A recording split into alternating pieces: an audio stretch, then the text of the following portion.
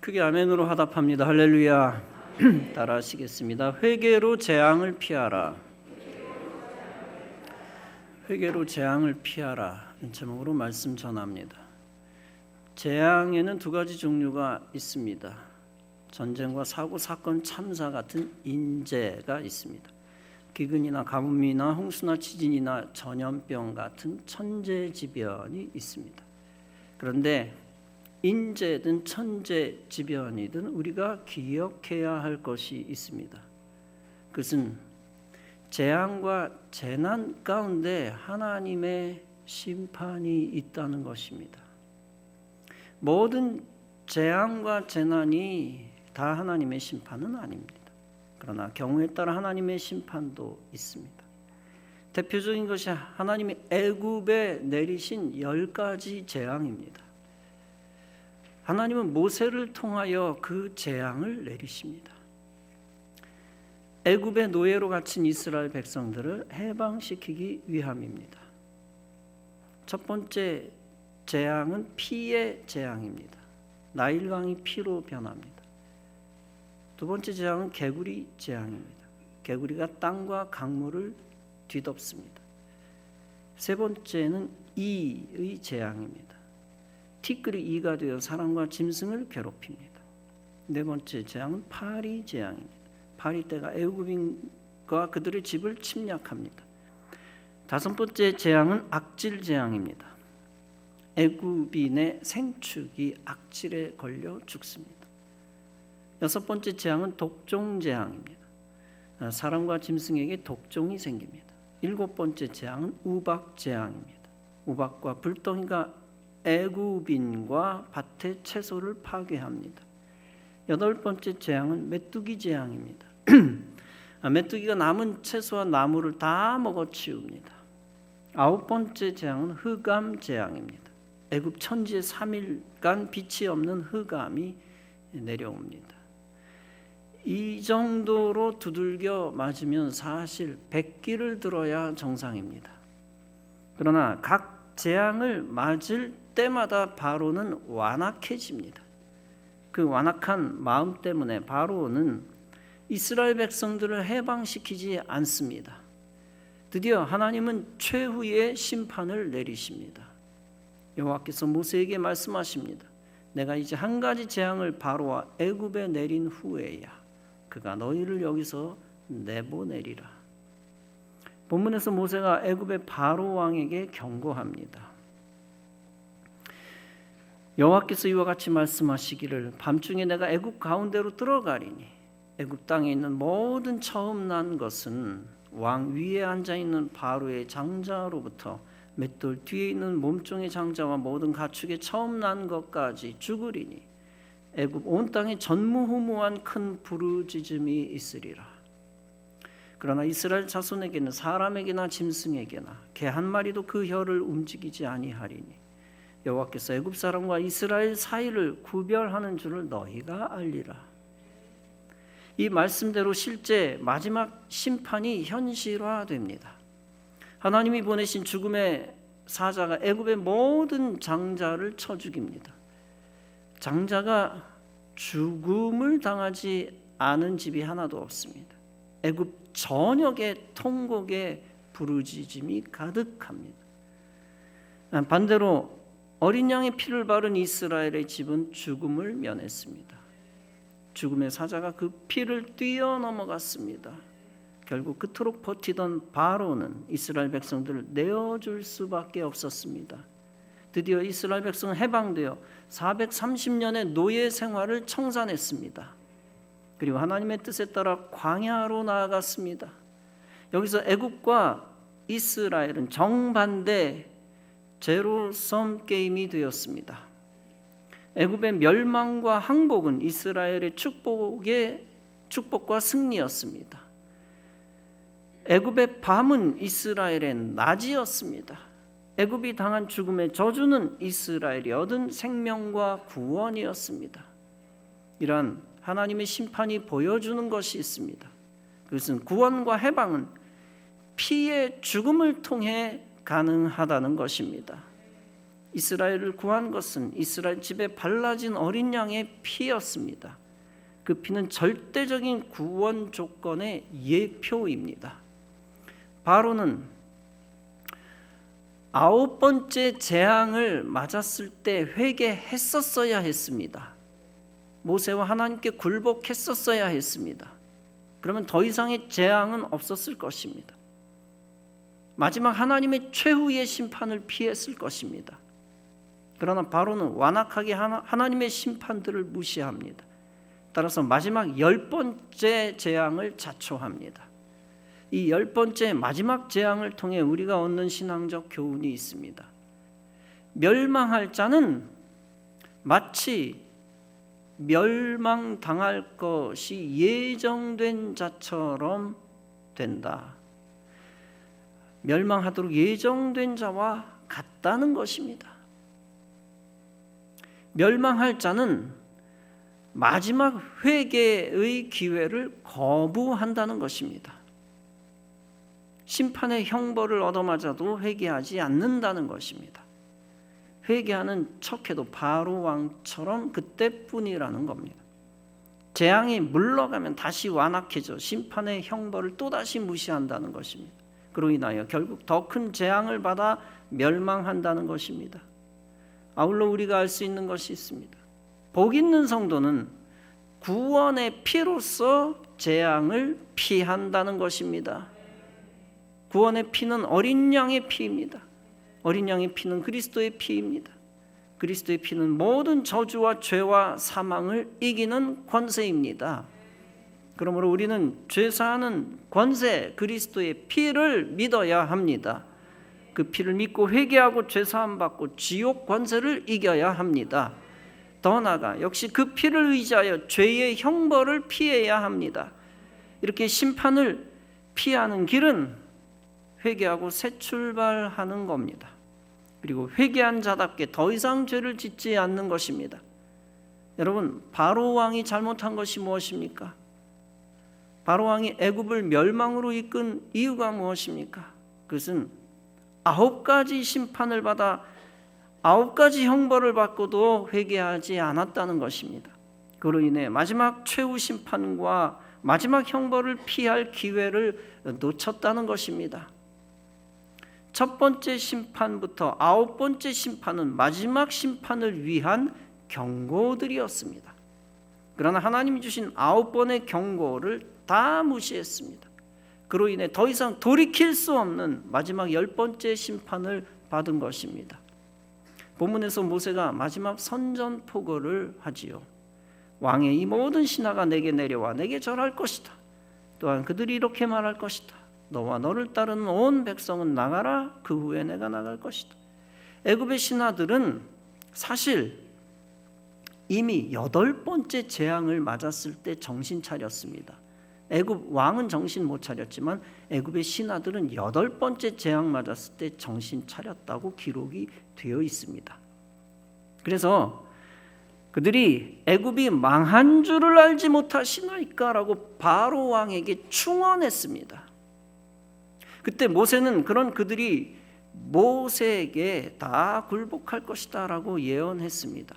아무튼 왕 신하 할 것 없이 다 결국에는 모세에게 굴복할 것이다 라고 예언했습니다. 최후 통첩이죠. 모세의 권위가 하늘을 찌를 뜻할 것이라는 예언입니다. 동시에 신격화되었던 바로의 명예가 처절히 추락할 것이라는 예언입니다. 모세는 바로가 그동안 수도 없이 약속을 어겼지만 인내로 감수해 왔습니다. 그러나 마침내 하나님의 대리자 모세는 의분을 터뜨리고 맙니다. 이제 바로에게 남은 것은 마지막 죽음의 심판뿐이다 라고 선전포고합니다. 그러나 바로는 그 선전포고를 무시하고 애굽을 처절한 비극으로 이끕니다. 우리는 이 바로의 완악함을 보고 신앙적 교훈을 얻을 수 있습니다. 인생은 어떤 일이 있어도 멸망 직전에 정신 차리고 회개해야 한다는 것입니다. 반드시 회개하여 멸망의 길에서 벗어나 형벌을 면해야 한다는 것입니다. 영적으로는 하나님의 심판을 피해 구원받아야 합니다. 육신적으로는 이 땅에 임할 하나님의 심판을 피해 생명을 얻어야 합니다. 세계 제2차 대전이 진행 중이었습니다. 그동안 미국은 맨하탄 프로젝트를 통해 원자폭탄을 개발하고 완성했습니다.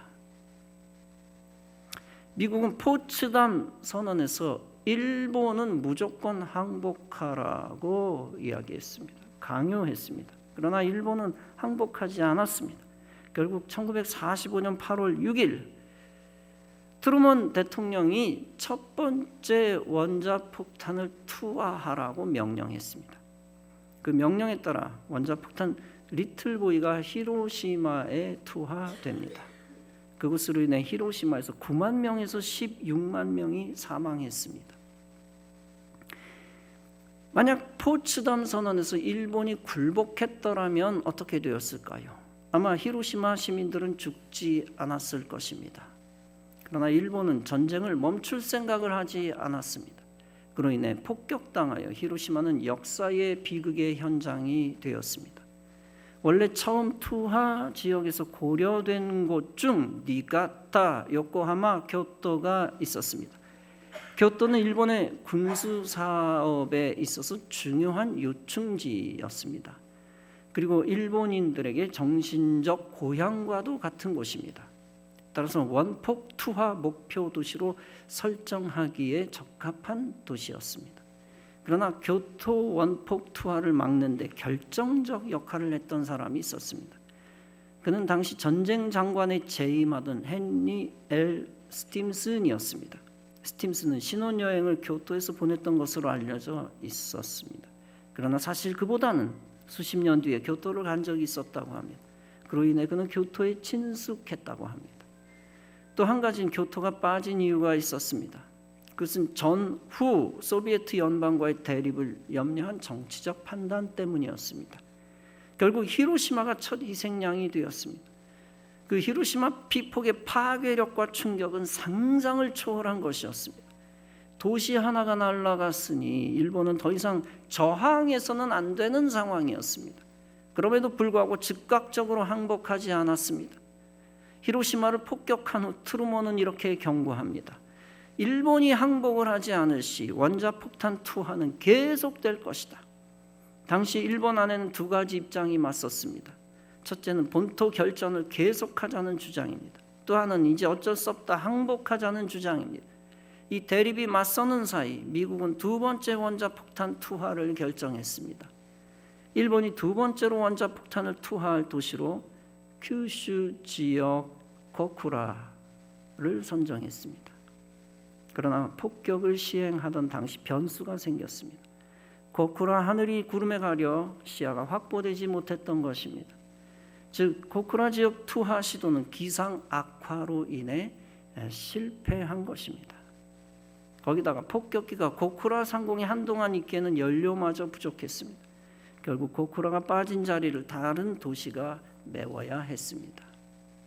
고쿠라를 대신할 장소는 오키나와로 가는 길목에 있는 나가사키가 되었습니다.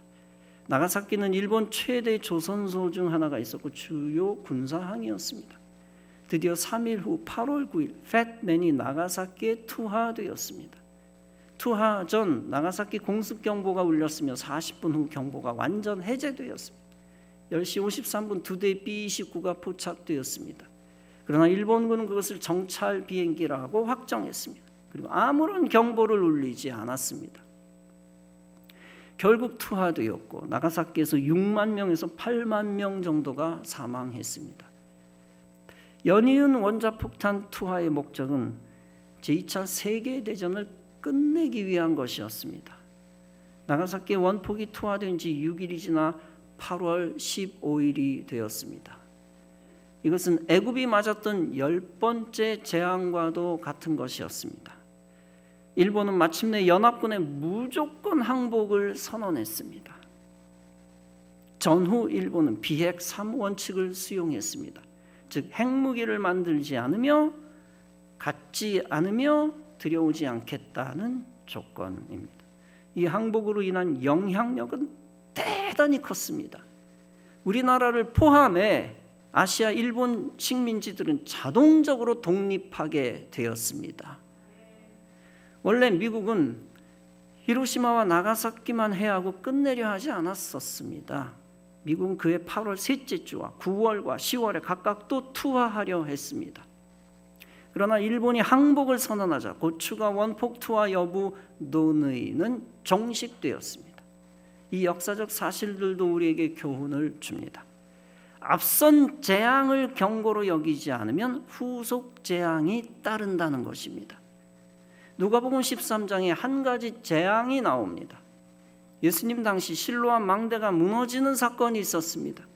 마치 빌딩이 무너지듯 무너져 18명의 아까운 목숨이 희생되었습니다. 이때 사람들이 예수님께 찾아와 묻습니다.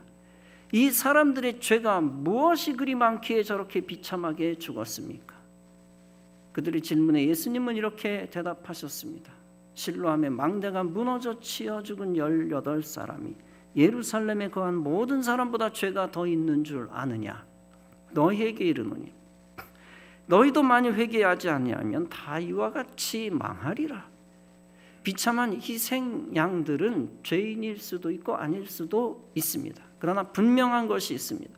희생의 사건은 심판에 대한 경고라는 것입니다. 다가올 마지막 심판 때 환난에 대한 경고입니다.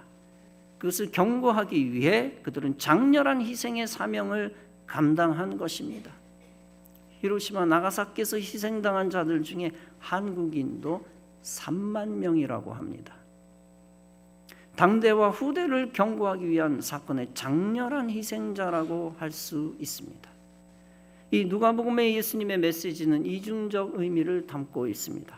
첫째는 악을 행하면 망대 사건처럼 비참한 결과가 온다는 것입니다. 망대에 깔려 죽은 자의 정체성은 아무도 모릅니다. 단지 둘째가 중요합니다. 그 누구도 선민도 선택받은 백성도 자고하지 말고 회개하라는 것입니다. 유대인들은 모든 재난을 죄의 결과로 여겼습니다. 그래서 재난당한 자에게만 초점을 맞추었습니다. 그러나 예수께서는 그런 유대인들의 태도가 마음에 들지 않았습니다. 따라서 예수님은 말씀합니다.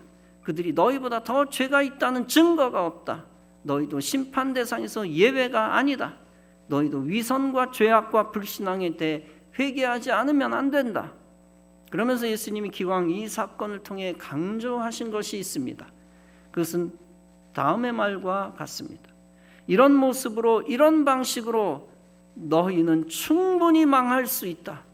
즉 너희들부터 정신 차려라 하는 것입니다. 이후 여하를 막론하고 회개가 없으면 재앙으로 이어진다는 것입니다. 그러므로 회개는 재앙의 악순환을 끊어버리는 유일한 길입니다. 어느 목사님의 딸이 안 믿는 남자와 연애를 했습니다. 아버지 되신 목사님이 눈물로 긋고 말렸습니다. 그런데 딸은 듣지 않고 기어이 자신의 뜻대로 결혼을 하고 말았습니다. 그 10여 년 동안 그녀 자신 마음대로 살았습니다. 물론 교회도 다니지 않았습니다. 그러던 중에 그녀의 외아들이 병들었습니다. 그러나 그녀는 하나님 앞에 간절한 마음으로 기도하지 않았습니다. 그리고 끝끝내 불신앙의 사람으로 살았습니다. 결국 그 아들이 죽는 비극을 맞이하게 됩니다. 그러자 그녀는 그제서야 교회를 찾아갑니다. 너무나 괴롭고 답답한 마음으로 목사님께 하소연합니다. 하나님께서 어찌 이러실 수가 있습니까? 회개는 하지 않고 도리어 원망을 합니다. 자기가 목회자의 자녀였다라고 하는 걸 밝히며 갖은 넋두리로 원망을 늘어놓았습니다. 듣다 못해 목사님이 한마디 했습니다. 당신과 같은 사람은 그 정도 얻어터져야 10년 만에라도 교회에 나오는 걸 어떡합니까? 사실 웬만하면 좋은 말로 위로하고 싶었습니다. 그런데 줄곧 못된 말로 원망하는 것을 보고 신중하게 꾸짖었습니다. 그 정도가 아니고는 당신이 제 발로 교회를 찾아오지 않습니다. 그러므로 하나님께서 그런 방법을 취하신 것입니다. 이렇게 그녀의 마음을 깨우쳐 주었습니다. 그 여인은 그제서야 무릎을 꿇고 회개했다고 합니다.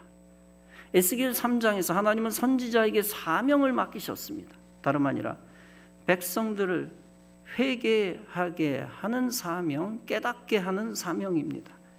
즉 그들에게 재앙을 피할 기회를 주는 사명입니다.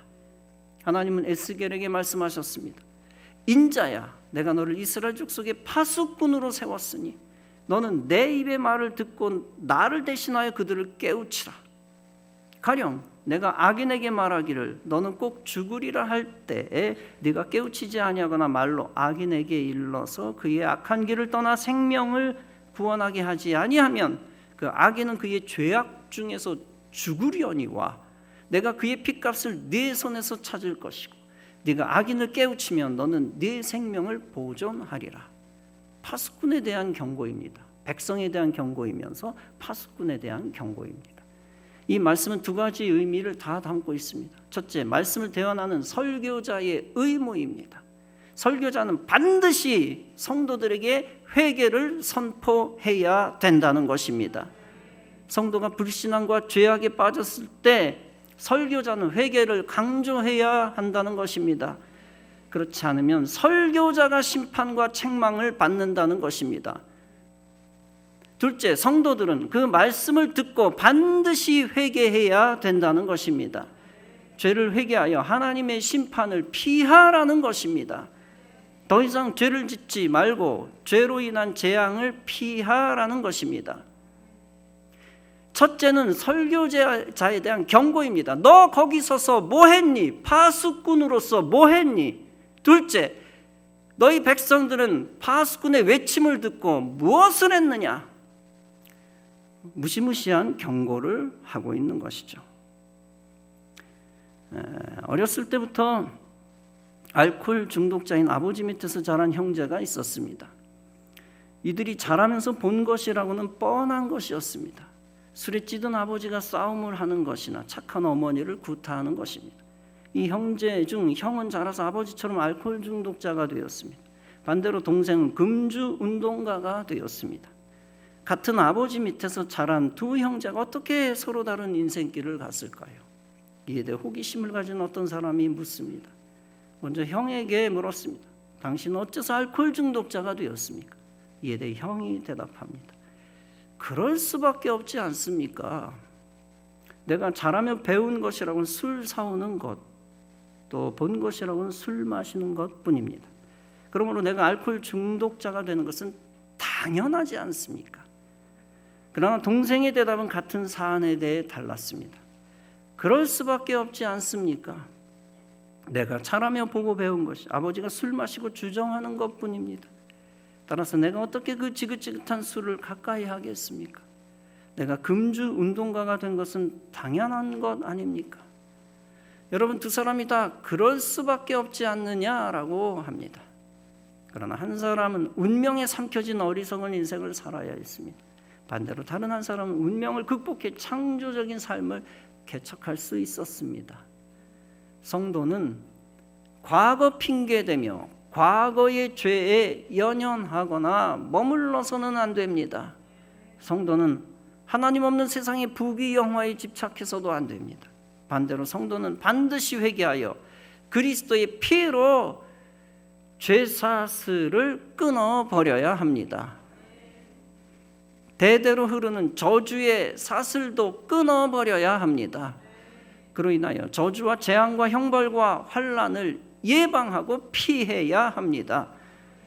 그리고 하나님이 준비하신 미래의 축복의 열매를 받아야 합니다. 잠언 29장은 말씀합니다. 자주 책망을 받으면서도 목이 곧은 사람은 갑자기 패망을 당하고 피하지 못하리라. 레미제라블을 지은 세계적 문호 빅토르 위고가 있었습니다.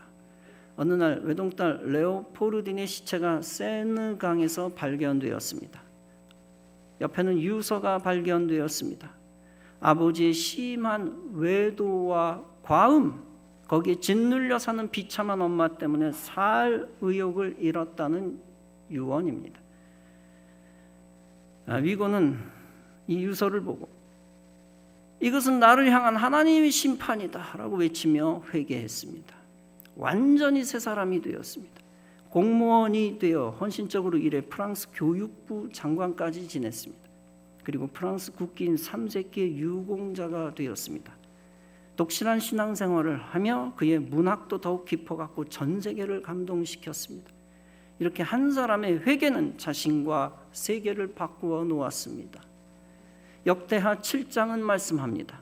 내 이름으로 일컫는 내 백성이 그 악한 길에서 떠나 스스로 겸비하고 기도하여 내 얼굴을 구하면 내가 하늘에서 듣고 그 죄를 사하고 그 땅을 고칠지라. 여러분, 행여 세상 핑계 대며 죄짓다가 재앙을 당하지 마시기 바랍니다. 반드시 다시 회개하고 하나님께 돌아와 새 결심하고 새 출발하시기 바랍니다. 그러면 하나님이 모든 환난을 물리쳐 주시고 재앙을 막아 주실 것입니다.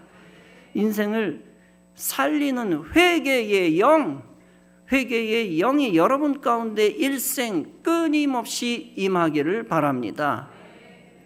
회개의 영이 임하면 하나님이 여러분을 새로운 피조물로 삼으실 것입니다.